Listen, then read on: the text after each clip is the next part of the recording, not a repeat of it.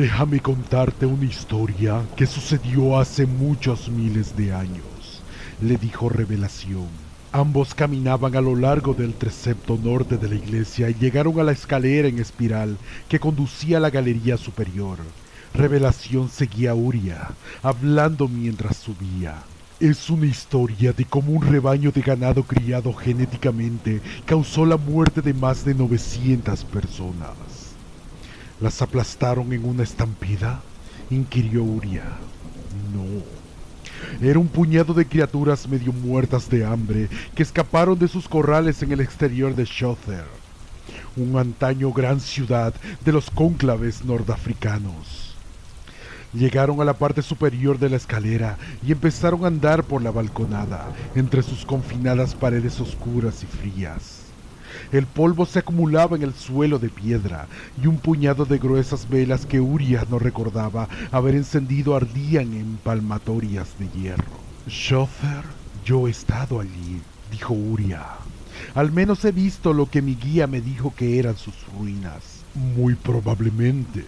En cualquier caso, esos hambrientos animales pasaron a través de un edificio sagrado de uno de los muchos cultos que hacían de Shother su hogar.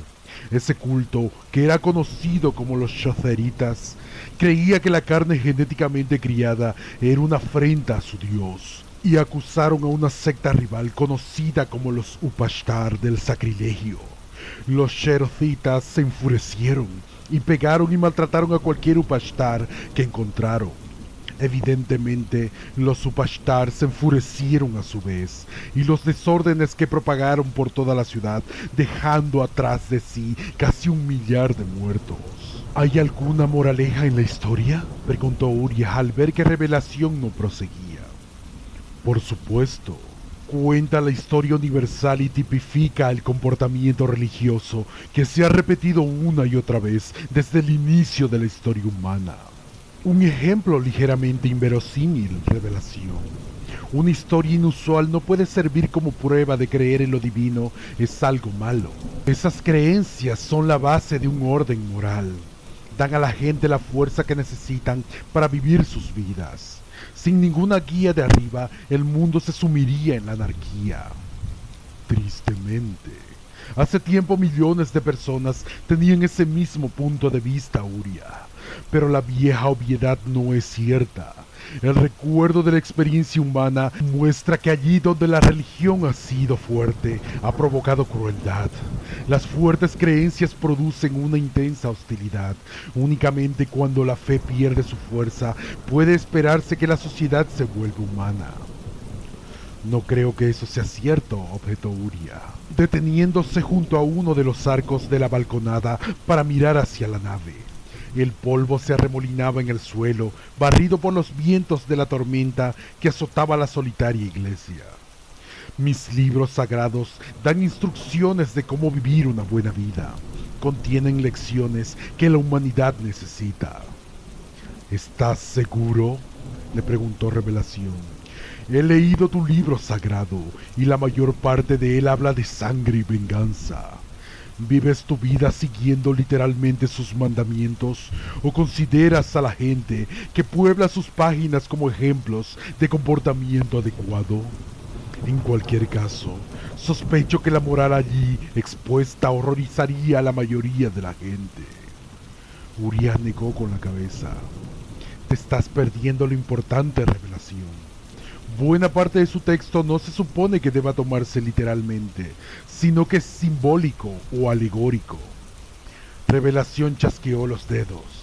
Eso es exactamente lo que quería remarcar. Elegís y escogéis los fragmentos de vuestro libro que deben tomarse literalmente o cuáles deben leerse como simbolismo. Y hacer esa elección es una decisión meramente personal, no divina. Créeme. En épocas pasadas, un alarmante número de gente siguió sus libros sagrados de forma absolutamente literal, causando innumerables miserias y muertes porque creían en la verdad de las palabras que leían. La historia de la religión es una historia de horror, Uria, y si dudas de ello, solo tienes que mirar lo que ha hecho a la humanidad en nombre de sus dioses a lo largo de los milenios. Hace miles de años, una sanguinaria teocracia que veneraba un dios serpiente con plumas surgió en las junglas mayas. Para satisfacer a su maligno dios, sus sacerdotes ahogaban vírgenes en pozos sagrados y arrancaban los corazones a los niños. Ellos creían que este dios serpiente tenía un equivalente terrenal, y los constructores de templos enterraban el cuerpo de una doncella con las primeras paladas para pacificar a una criatura inexistente. Urias se volvió hacia Revelación horrorizado. No puedes compararme en serio mis creencias con ese paganismo bárbaro. ¿No puedo?, contraatacó Revelación.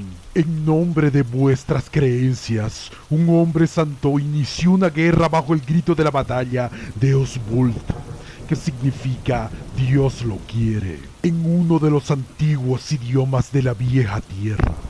Sus guerreros debían destruir enemigos en un reino muy lejano, pero primero atacaron a aquellos en su propia tierra que se oponían a la guerra. Miles fueron arrastrados fuera de sus hogares y golpeados hasta la muerte o quemados vivos.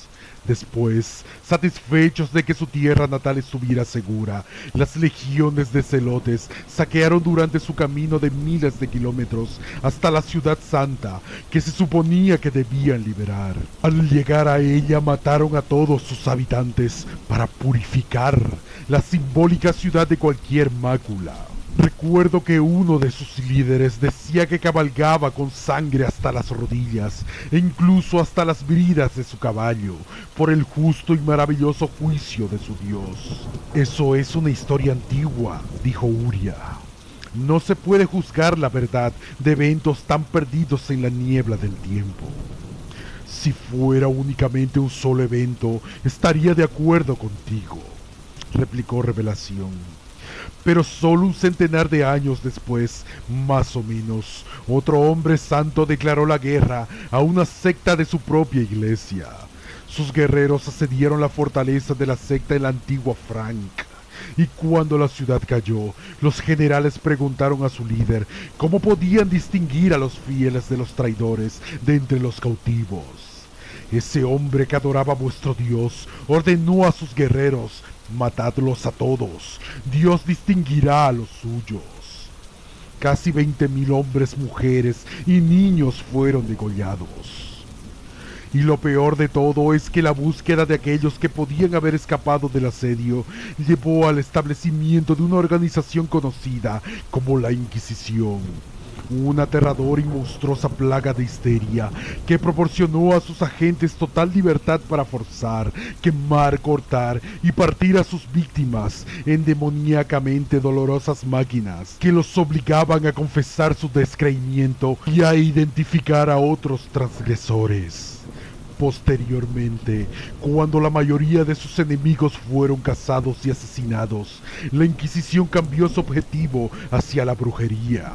Y los sacerdotes torturaron a miles de mujeres para que confesaran que realizaban inconfesables actos con demonios. Estas eran quemadas o ahorcadas por sus confesiones, y la histeria prosiguió durante más de 3 siglos en una docena de naciones. Una locura que acabó con pueblos enteros arrasados y centenares de miles de muertos.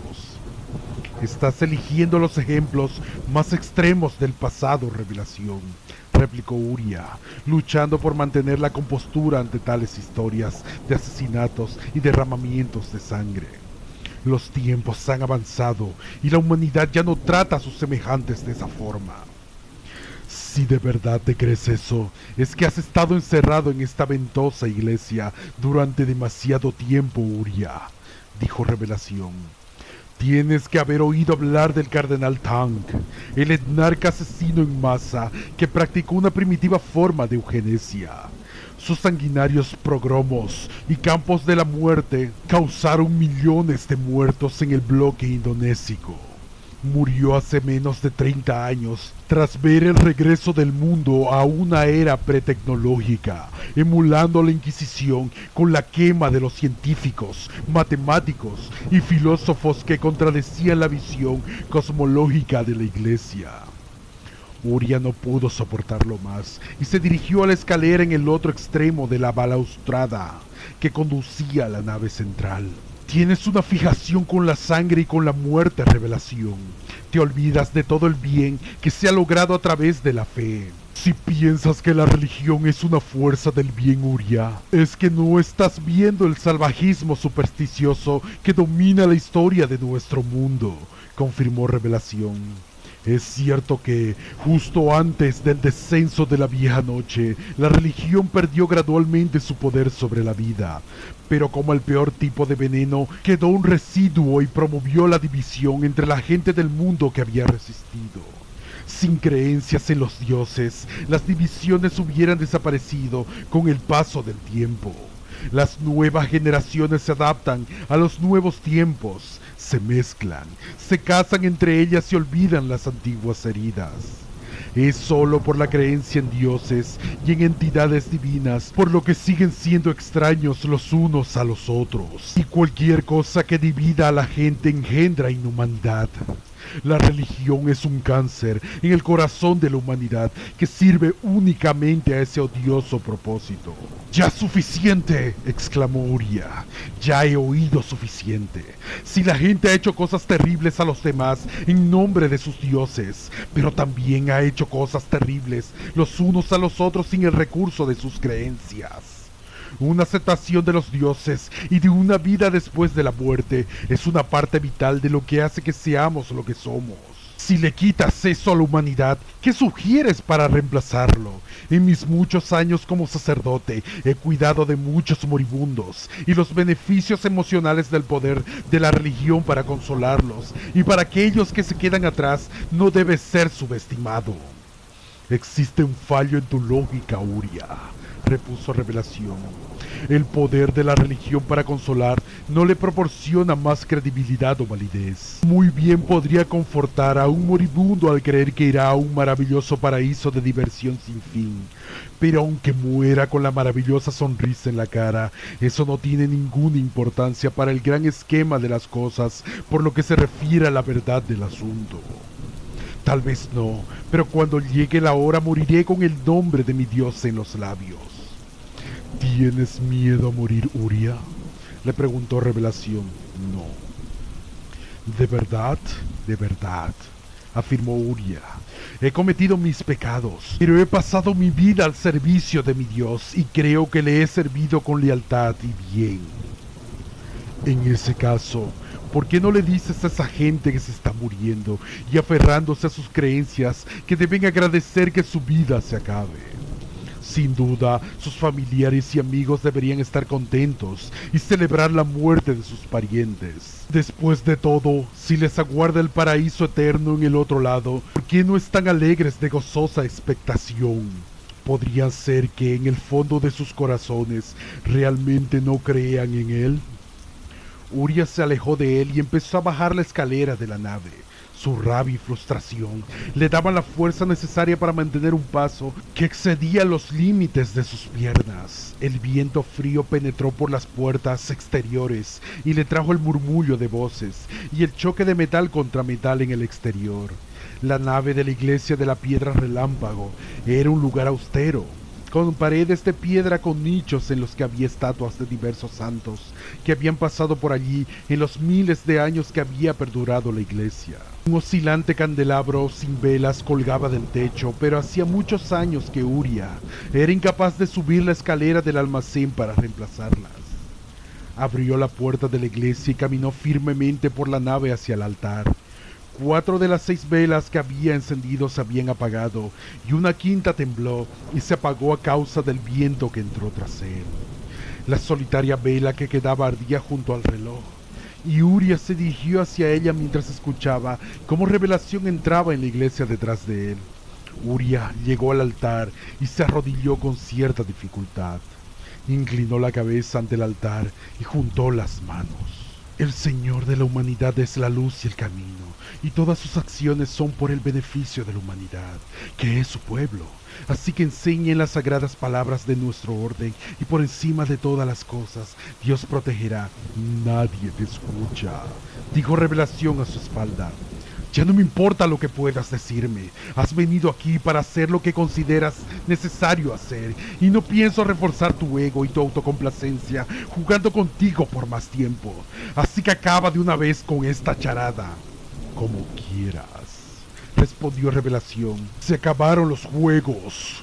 Una luz dorada creció detrás de Uria y vio cómo su sombra se extendía por la grabada superficie del altar. Las nacaradas manecillas del reloj brillaron bajo aquella luz y su cara de ébano se iluminó. Mientras antes la iglesia era lúgubre y llena de sombras, ahora era un lugar de luz.